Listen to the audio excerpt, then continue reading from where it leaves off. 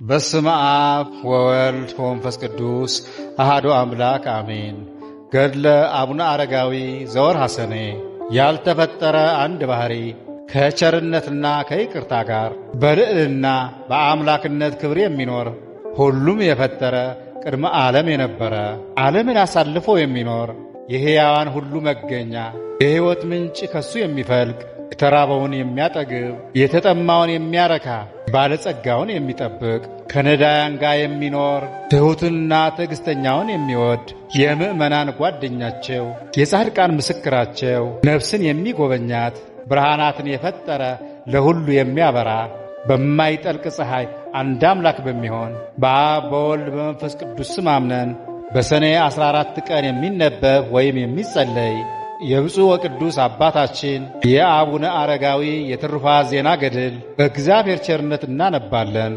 የብፁዕ ወቅዱስ አባታችን አቡነ አረጋዊ ጸሎትና በረከቱ ከሕዝበ ክርስቲያኑ ጋር ለዘላለሙ ይኑር አሜን።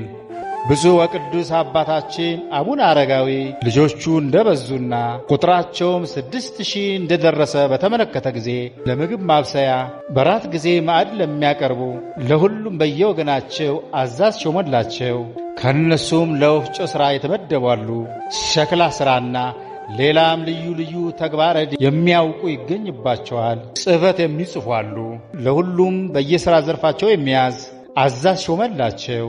ለወጥ ሥራ የምታገለግል 6 መሸለሻ የምትችል አንዲት የብረት ጋን አለች። በዚያም እየሰሩ በየጊዜው ማታ ማታ ለራት ወጥ ያቀርባሉ።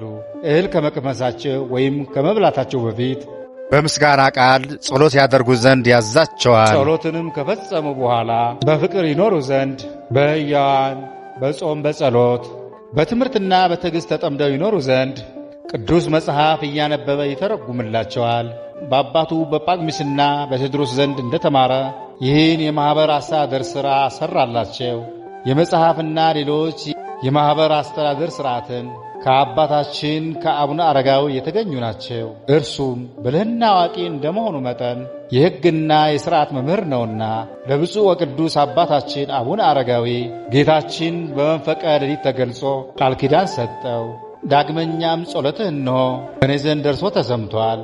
ስለዚህ ከድካም ወደ ዕረፍት፣ ሐዘን ደስታ ወዳለበት፣ ከአሳር ወደ ክብር በታላቅ ደስታ እወስድህ ዘንድ ወደ አንተ መጥቻለሁ አለው። የዚህ ዓለምን ክብር ስለናክ በመንግሥተ ሰማያት የማያልፈውን የማይጠፋውን ክብር አቀናጅሃለሁ። በዚህ ዓለም የሐሩን ልብስ የብሩና የወርቅ ጌጡን እንደናክ እኔ ዓይኔ ያላየውን ጆሮ ያልሰማውን በሰው ልቦና ያልታሰበውን አለብስሃለሁ፣ አስጌጠሃለሁ። ከትውልድ አገርህ ወጥተህ በባዕድ አገር ስለኖርክ የሰማያዊትን ኢየሩሳሌም እሰጥሃለሁ። የሚያልፉ የሚፈርሱ የዚህ ዓለም ቤት ንብረት ስለናክ የማይፈርስ የማያልፍ የሕይወት ቤት እኔ እሰጥሃለሁ። መታሰቢያህን ያደረገ በጸሎትህም የተማመነውን ሁሉ እኔ በመላእክት ፊት መጎስን ባለሟልነትን እሰጠዋለሁ። በእውነተኛ ሃይማኖት ሆኖ የገድልህን መጽሐፍ የጻፈ ያጻፈም የተረጎመም እኔ በሕይወት መጽሐፍ ስሙን እጽፈዋለሁ። መታሰቢያም በሚደረግበት ዕለት የራበውን ያጠገበ የጠማውን ያጠጣ እኔ የሕይወት እንጀራ በላዋለሁ፣ የሕይወት ጽዋንም አጠጣዋለሁ። በዓልም በሚከበርበት ዕለት የራበውን ምሳውን ያበላ እኔ በምሳ ደብረ ጽዮን የምሳ ግብዣ አደርግለታለሁ። መነም ፈጥኜ ጸሎትን እሰማዋለሁ፣ ልመናውን እቀበለዋለሁ። ቤተ ክርስቲያንህንም የሠራ 12 አዳራሽ አዘጋጅለታለሁ። የገድልህን መጽሐፍ በመታመን በንጽሕና አድርጎ በቤቱ ያስቀመጠ ወረርሽኝ፣ በሽታ፣ ቸነፈር በቤቱ አይገባም። በጥኑ ልቦናው የገድልህን መጽሐፍ የሰማ ያለ ስንፍና በፍጹም መታመን የንባቡን ኃይለ ቃል የሰማ እኔ ለችግሩ ሁሉ ፈጥኜ እደርስለታለሁ። ለቤተ ክርስቲያን መባ ያገባ ዕጣን ወይም ቅባ ሜሮን ወይም ዘይት የሰጠ እኔ በሰማያዊት መንግሥት አገባዋለሁ። ንጉሥም ቢሆን ለቤተ ክርስቲያን የሐር መጎናጸፊያ ቢሰጥ በዓልህ በሚከበርበት ዕለት ቢያከብር እኔ በመንግሥት ያከብረዋለሁ። ጠላቱም ላይ ድል አቀናጀዋለሁ። መኳንንቱ ከመሳፍንቱ ጋር ሰላምን እሰጠዋለሁ። በምድር ላይ ዘመኑን ወይም ዕድሜውን አረዝምለታለሁ። ከሁሉም ይልቅ የሞት ጥላ አያርፍብህም።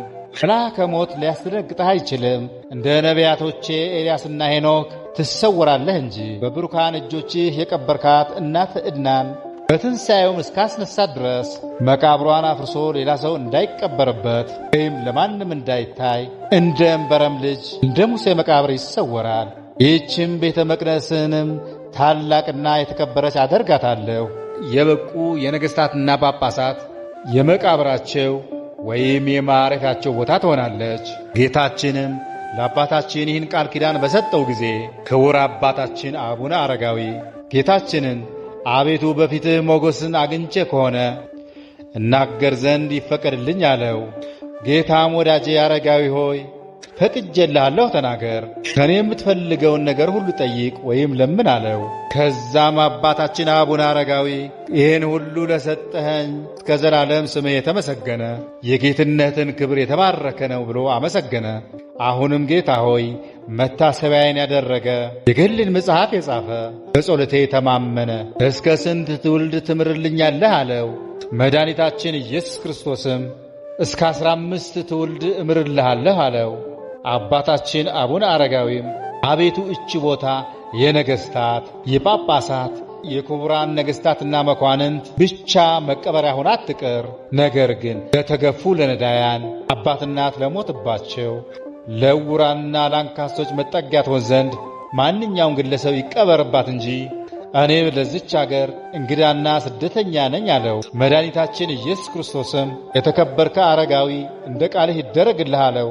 አባታችን አቡነ አረጋዊም መድኃኒታችን ኢየሱስ ክርስቶስን ቤቱ ከቅርብ ወይም ከሩቅ መጥተው ንስሐ ሳይገቡና በድንገተኛ ሙተው ዝች በአጸዴ በቤተ ክርስቲያኔ የተቀበሩ ሁሉ ኀጢአታቸውን ይቅር በላቸው አለው። መድኃኒታችን ኢየሱስ ክርስቶስም እንኳንስ በተራራው ጫፍ የተቀበረ ይቅርና ከተራራው ስርም እንኳ ቢሆን ይልቁንም በስሜ የተሰየመ ቤተ ክርስቲያን ሁሉ በዛ የተቀበረውን ኀጢአቱ ይሰረይለታል። እነዚህን ሁሉ አስራት አድርጌ ሰጠው አለው። አባታችን አቡነ አረጋዊም አቤቱ ይህችን ቤተ መቅደስና በውስጧን የሚኖሩ ባርክ አለው። መድኃኒታችንም ይህች ቤተ መቅደስ የተባረከች የተቀደሰች ትሁን፣ በውስጧም ሰው አይታጣ፣ መብራቷ አይጥፋ፣ ሥጋዬና ደሜ በውስጣ በተዘጋጀ ጊዜ ልምላሜ ሙቀት ያልተለየው የሰመረም በፊቴም ተቀባይነት ያለው ይሁን አለው። አባታችን አቡነ አረጋዊም መልሶ አቤቱ ይህችን መንፈሳዊ ድርጅት ወይም ማኅበር ልጆችንና ቅዱሳኖችን ሁሉ ባርክ አለው። ይህችም ማኅበር የተባረከች ትሁን፣ የችግረኞች መጠጊያ፣ የተራቡ የሚመገቡባት፣ የታረዙ የሚለብሱባት፣ ወይም ለተራቡት ምግብ ለተራቆቱት ልብስ ትሁን አለው። እነዚህ ቅዱሳት ልጆችም እልፍ አላፍ ይሁኑ፣ እንደ ባሕር አሸዋ እንደ ሰማይ ከዋክብት ትውልዱ ነገዱ እንደ ተስፋፋ ዘሩም እንደ በዛ እንደ ያዕቆብ ልጆች የበዙ ይሁኑ። ድንገተኛ በሽታ፣ መክሰፍት፣ ሰውነትን የሚያዝግ የሚያጠወልግ ሕማም ወደ እነሱ አይቀርብም። አባታችን አቡነ አረጋዊም አቤቱ የማድርባትን እችን በዓቴንና ቃል ኪዳን የተቀበርኩበትን ቦታ ባርክ፣ ይልቁንም እችን የቆምክባት መሬት አፈሯን ወስዶ በመቀባት መድኃኒት ትሆናቸውና ወይም ከሕማማቸው ይፈወሱ ዘንድ ባርካት፣ አክብራትም። ሕማም ያለበት ቢኖር ፈጥኖ ይወገድለት። በፍጹም መታመን በአንገቱ ማኅተም ቢያስር ከክፉ ደዌ ከሚያንቀጠቅጥ ወይም ከሚያንዘፈዝፍ በሽታ ይድን ዘንድ መሬቱን ወይም እምነቱን በተቀባ ጊዜ በእሱ ላይ ድንቅ ድንቅ ተአምራት ተፈጽሞ ከሕመሙ ነፃ ይሆን ዘንድ አባታችን አቡነ አረጋዊ ለመነ። ጌታችን አምላካችን መድኃኒታችን ኢየሱስ ክርስቶስም ይሁን ይደረግልህ በማለት በማይታበድ ቃሉ ቃል ኪዳን ገባለት።